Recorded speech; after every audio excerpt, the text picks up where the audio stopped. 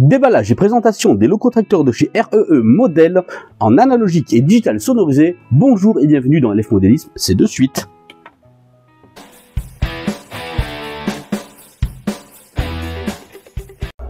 Bonjour et bienvenue dans LF Modélisme, votre chaîne qui vous parle de modélisme. Aujourd'hui, on se voit ensemble tout simplement pour découvrir, ou plutôt redécouvrir, un modèle que REE Model a sorti il y a maintenant donc plusieurs mois. Mais j'avais envie de revenir dessus, car pour ma part, c'est la première fois donc que je vais procéder à un déballage et un test de ce matériel, un petit peu de roulage tout simplement. Et ça fait plaisir que de vous présenter une version analogique et une autre en version digitale sonore. C'est tout mini, tout mignon personnellement. Moi j'adore, honnêtement c'est fantastique avoir ça sur son petit réseau, petit locotracteur de manœuvre ou autre pour agrémenter votre réseau. C'est vraiment fabuleux, surtout que la version sonore, tout simplement le bruitage, moi j'adore, ça nous met vraiment dans l'ambiance avec ce petit bruit de diesel bien sympathique. Sans plus attendre, moi je vous propose de faire le déballage, de découvrir ce qu'il y a à l'intérieur de la boîte, que ce soit en version analogique ou digitale sonorisée. Bien mes amis, allez c'est parti, on profite un petit peu de ce déballage. On présente donc la version analogique du Y2269 vers 301 traverse jaune SNCF, c'est de l'époque 3.4. Voici donc toutes les indications fournies sur la boîte. Voilà donc REE Model, la différence, tac tac, voilà, rien de plus.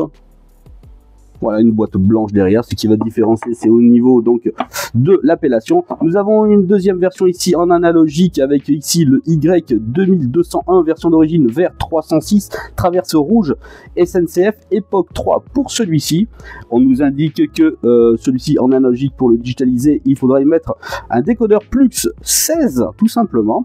Et enfin, nous avons la version aboutie complète digitalisée. Ça se distingue, regardez, on va prendre le même en analogique, si vous voyez de suite la différence. Nous avons donc MB223S pour Sound, MB223 normal pour la version analogique. Donc revenons sur notre coffret donc en digital sonore, Y2269 vers 301 traverse jaune SNCF époque 3.4 et équipé d'un power pack. Et celui-ci est donc sonorisé. Voilà donc pour les boîtes, elles sont toutes identiques. On va voir donc, allez, la différence avec en direct avec une version analogique et une version sound. Allez, c'est parti. On va ouvrir le côté analogique. Voilà. Et le côté digital sonore. Alors, on va essayer de faire ça comme ça. Comme ça. Voilà, comme ça, on voit bien dessous en même temps les références. Allez, on va voir le contenant. Eh bien, écoutez, tout simplement identique à l'ouverture. Nous avons donc les notices. Non, même pas les notices. Nous avons un petit peu des explications sur l'historique de notre locotracteur avec des belles illustrations. Vraiment bien sympa. Petit récapitulatif des caractéristiques techniques de notre modèle. Voilà, donc très très sympa ce petit livret, plutôt à caractère éducatif et qui nous enseigne un petit peu les rudiments de ce locotracteur. Second, nous allons trouver la notice avec les généralités, d'attelage, de traverse, voilà, ça me semble complètement identique pour la version analogique et digitale. C'est complètement pareil, nous avons exactement la même éclatée au niveau donc des notices pour pouvoir lever la caisse, etc. Exactement pareil, voilà, exactement pareil. Rien ne change. Notre petit carré de mousse de protection également, voilà.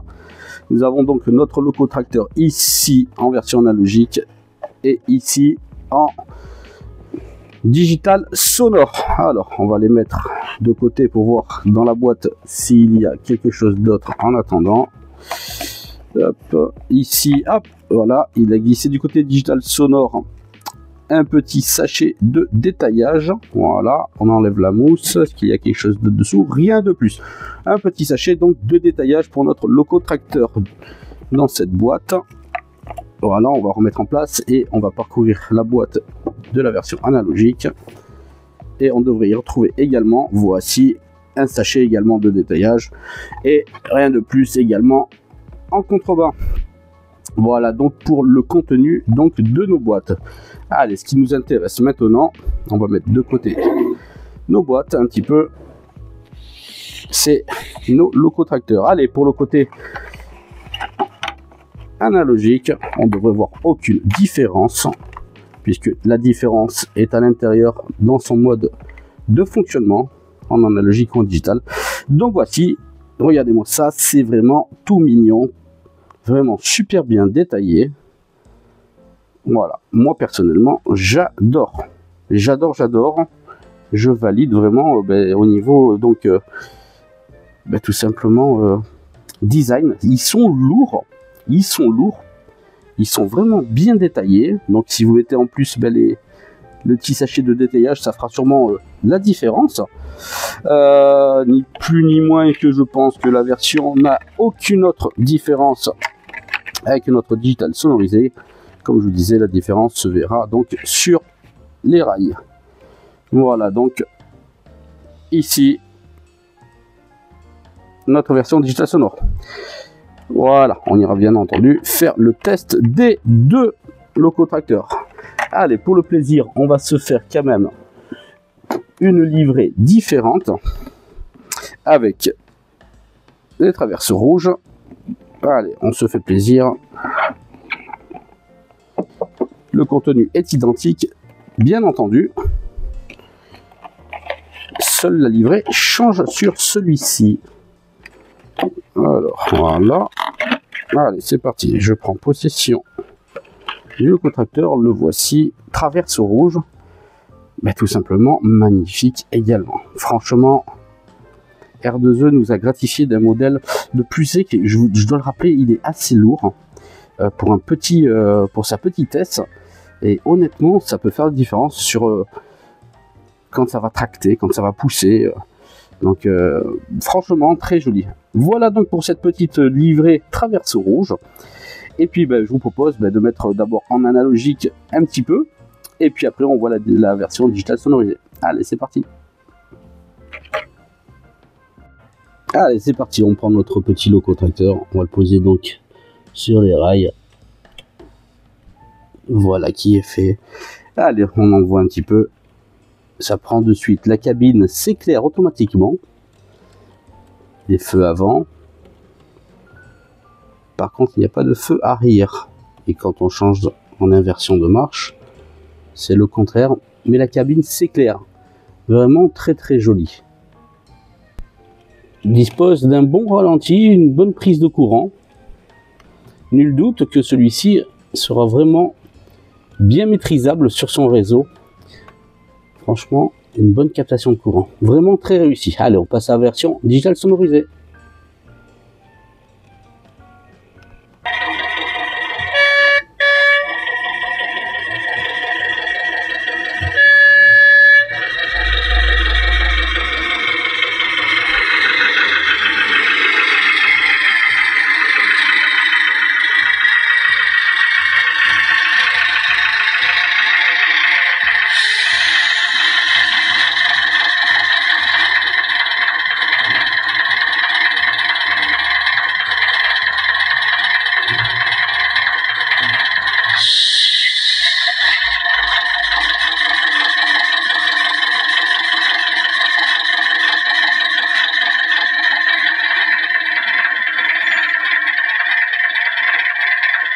Bien mes amis, allez, voici donc l'entrée en matière de notre locotracteur. On va tout simplement couper donc les effets. Hop. Et on va tout simplement tester un petit peu les options qu'il y a dans notre version digitale sonorisée. Voilà donc notre locotracteur à l'arrêt.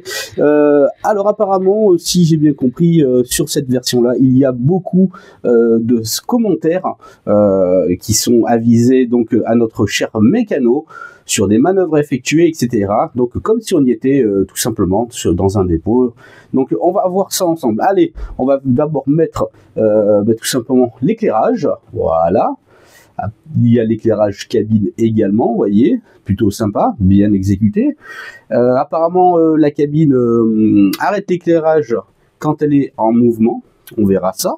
Donc là, je la laisse brancher continuellement. Allez, on démarre notre locotracteur. C'est parti.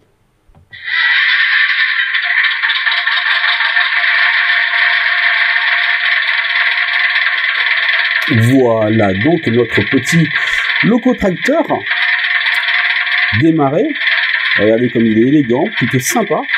Allez, on fait parcourir un petit peu les possibilités sonores dans un ordre donc croissant, tout simplement, comme si on était sur sa commande. J'utilise une centrale Pico Smartlight pour le test. Allez, on va commencer à envoyer donc les boutons et les fonctions suivantes.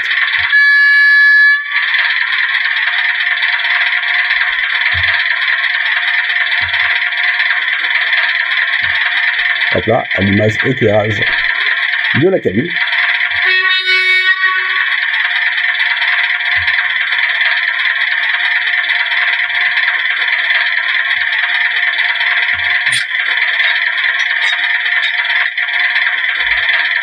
Alors là, je suis en train de parcourir toujours les possibilités. Il peut y en avoir qui ne sont pas occupés au niveau fonction, au niveau des lubrifications. Ah, il y a une petite coupure.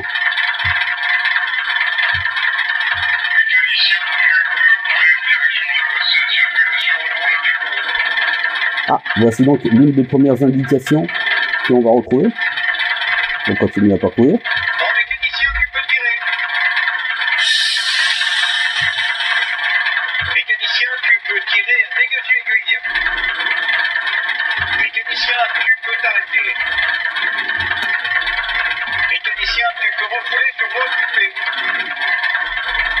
Voilà des choses bien sympathiques à écouter. Mécanicien, tu peux refouler sur voie libre.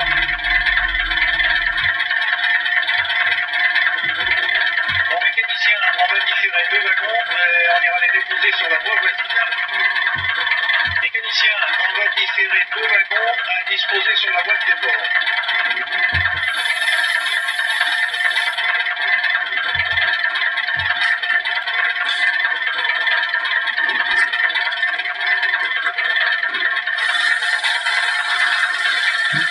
Voici donc quelques actions sonores supplémentaires.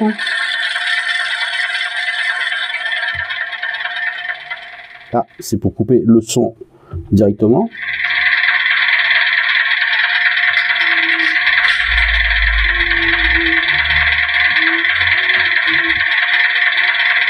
Et voilà, j'ai parcouru pour moi en tout cas les possibilités que je peux essayer de faire. Il y a beaucoup donc de fonctions sonores pour notre cher mécano.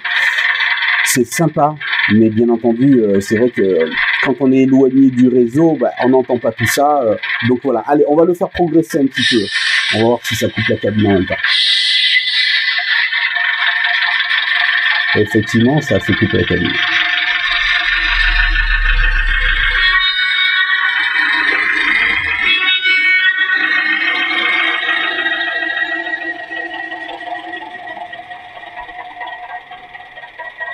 Allez, on y retourne.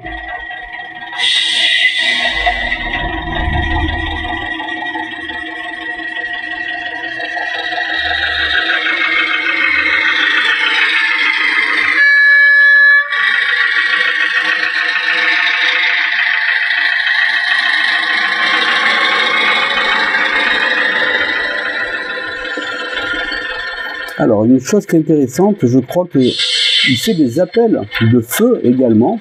Si on coupe la fonction éclairage, voilà, on va couper, on va revenir dans le champ. Voilà, donc je vais couper l'éclairage. Voilà, et je crois qu'il y a pour faire des appels de feu. Alors, c'est pas ça. On va voir ça. Oui, regardez ça. Allez, on rappuie. Vous avez vu? C'est plutôt sympa. Donc, c'est vrai qu'il y a pas mal d'animations sonores à destination de notre cher et tendre mécano. Est-ce que ça fait la différence sur son réseau quand on va faire des manœuvres et tout? Si on est en mode un petit peu, je fais une séquence vidéo, etc. Pourquoi pas? si on est amateur de petits montages, etc., oui, je pense que c'est une très bonne idée pour faire quelques petits scénarios de manœuvre. Par contre, si on fait juste un petit peu de roulage sur son réseau et tout, je pense que ça ne sera pas nécessaire. Juste le bruit de notre locotracteur en marche, et ben ça suffira largement, parce qu'on prend vraiment déjà un grand réel plaisir à le voir avancer, progresser. Et ça, c'est plutôt sympa. RE nous gratifie vraiment d'un beau modèle avec ce locotracteur bien abouti.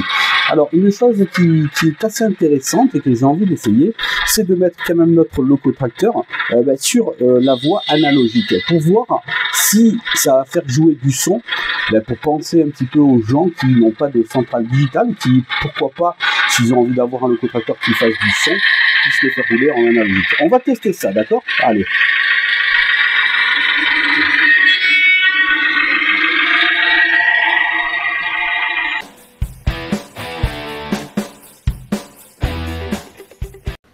Bien mes amis, je viens de poser donc le locotracteur digital sonorisé sur la voie de test en analogique, comme on a fait tout à l'heure pour le précédent. On va envoyer tout simplement, déjà ça doit fonctionner en analogique, on est d'accord, mais on va voir si ça déclenche le son du diesel. Certains modèles, oui, ça peut le faire. Et donc ça serait vraiment une excellente nouvelle pour nos amis qui possèdent un réseau en analogique, de pouvoir tout simplement faire circuler ce petit locotracteur. Allez, résultat, verdict tout de suite, c'est parti. Allez, je vous montre qu'on est vraiment donc en analogique. Et on est sur le banc où est-ce qu'on a testé tout à l'heure notre locotracteur, le premier en version simple analogique, tout simplement. Et celui-là, c'est le digital sonore qu'on vient de voir sur le réseau. Et on va voir si ça peut permettre à nos amis qui possèdent des réseaux analogiques et qui veulent se faire plaisir avec un modèle digital sonorisé. On sait très bien qu'on peut faire recirculer, et non pas l'inverse, un train en digital sur de l'analogique, et non pas le contraire, bien entendu, pour petit rappel. Mais on va voir si elle peut disposer de ces fonctions sonores, enfin plus ou moins disposer seulement du principal, du son du locotracteur, du diesel, parce que ça serait bien sympa que ça puisse fonctionner. Chez certains modèles, ça suffit d'envoyer un petit peu notre potentiomètre au transfo pour envoyer du jus, et ça fait fonctionner le décodeur sonore. Allez, c'est parti, on teste. Là, je viens d'envoyer la moitié. Quelle bonne nouvelle!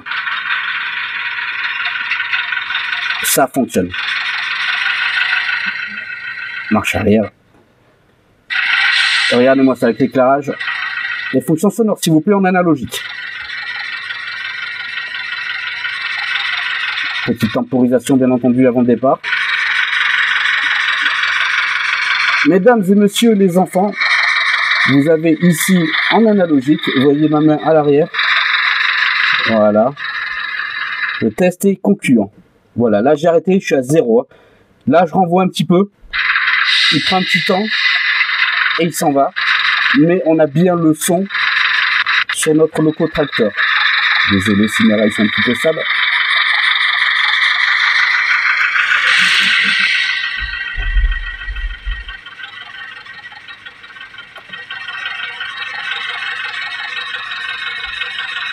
Voilà pour le test en analogique avec fonction sonore, s'il vous plaît, du locotracteur. Faites-vous plaisir, messieurs.